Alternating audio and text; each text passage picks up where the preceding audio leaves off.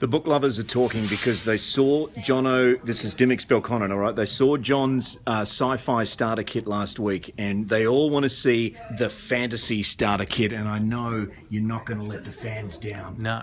Yeah, there's a very important distinction between sci-fi and fantasy, which some people are very vocal about. So, Where do you want to start? So, Rivers of London. Ben Aranovich, however you say that.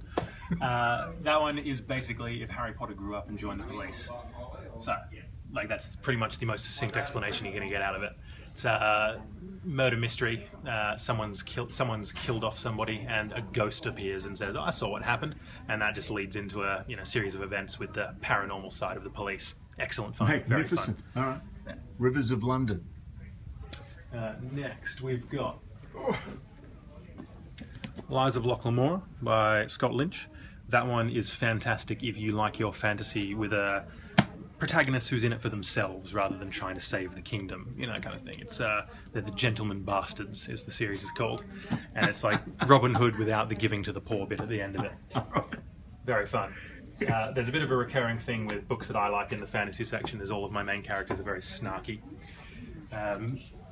You've got China Mayville, which is another fantastic one. It's basically Moby Dick, but instead of oceans, you have railroads going all over the ground, and instead of whales, you have giant moles. Okay. And so that one's really good fun. And China Mayville's a bit of a communist kind of guy, so there's a lot of capitalists, the worst, that sort of thing.